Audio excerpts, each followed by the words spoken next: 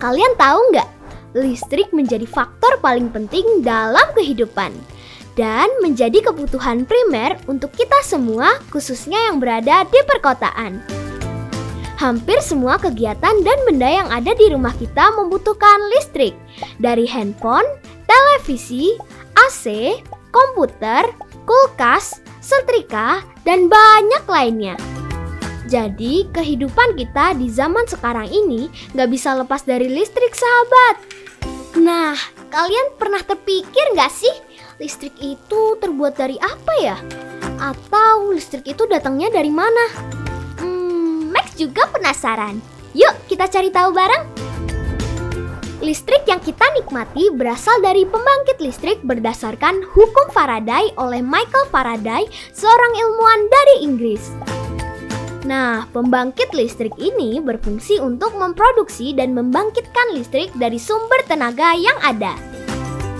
Sumber tenaga yang digunakan pembangkit listrik bisa didapatkan dari tenaga angin, air, matahari, uap, batu bara, diesel, gas, dan yang lainnya. Kita sering mendengar bahwa abad ke-21 merupakan abad globalisasi. Berbagai peristiwa, berbagai belahan di dunia dapat kita saksikan. Listrik adalah salah satu bentuk energi yang sangat penting dan menjadi kategori kebutuhan manusia di era globalisasi ini. Hal ini disebabkan karena hampir seluruh kebutuhan manusia yang berkaitan dengan peralatan menggunakan listrik sebagai sumber energinya. Hal ini dapat diartikan bahwa listrik sebagai salah satu faktor terpenting bagi kehidupan manusia.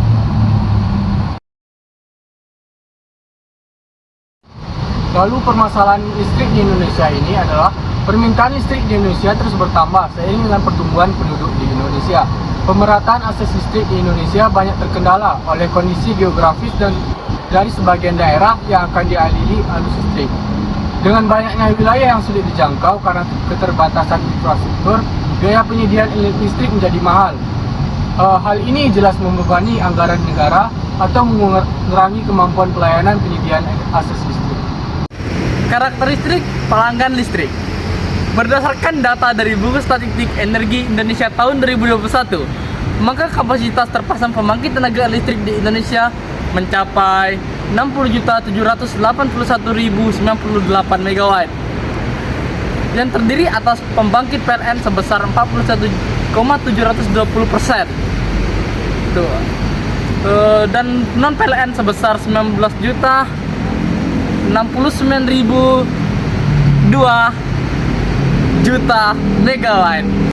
Penyebab listrik boros. Jadi penyebab listrik boros antara lain: 1. Penggunaan peralatan listrik berdaya tinggi. Kedua, terjadinya kebocoran pada instalasi listrik. Dan ketiga adalah kesalahan pencatatan pada meteran listrik. Oke, cara menghemat listrik lalu. Yang pertama adalah mematikan lampu di siang hari. Lalu yang kedua, ganti lampu Anda ke lampu LED, karena lampu LED merupakan lampu yang sangat hemat listrik. Lalu yang ketiga, maksimalkan ventilasi udara. Dan yang keempat, matikan alat elektronik jika tidak digunakan. Dan yang kelima, cabut kabel dari saklar listrik. Oke, kelebihan menghemat listrik. Yang pertama, menghindari arus pendek.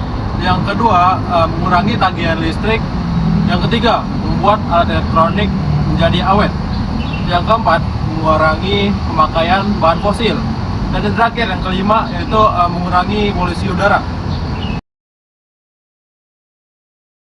Kekurangan tidak menghemat listrik. Seperti yang kita tahu, banyak sekali kekurangan jika kita tidak menghemat listrik.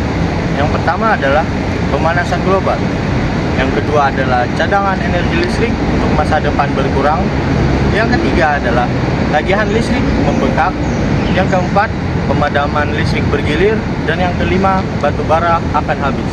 Energi listrik sangat mendominasi di rumah kita seperti pada umumnya. Dimulai dari untuk penerangan, pendingin ruangan, untuk menanak nasi, sampai mengusir serangga. Lalu ada LPG yang sering kita gunakan dalam keperluan dapur, yaitu untuk memasak. Dan untuk kendaraan bermotor, kita menggunakan BBM seperti bensin atau solar. Ketiganya memiliki persamaan, yaitu bila digunakan secara berlebihan dapat menghasilkan CO2 yang dapat merusak lingkungan. Mengapa sumber energi tersebut menghasilkan CO2? Listrik yang kita gunakan salah satunya berasal dari PLTU yang menggunakan batu bara sebagai bahan bakarnya. Pembakaran inilah yang mengakibatkan pembentukan CO2 yang berdampak bagi lingkungan. Begitu juga dengan penggunaan LPG yang berlebihan dapat menghasilkan CO2 dalam jumlah besar. Selain itu, banyaknya kendaraan bermotor yang menggunakan bahan bakar minyak yang menghasilkan polusi udara. Di sisi lain, sumber energi tersebut dapat habis apabila dieksploitasi secara terus-menerus. Maka dari itu, kita harus menghemat energi untuk menyelamatkan bumi. Apa yang bisa kita lakukan untuk menghemat energi?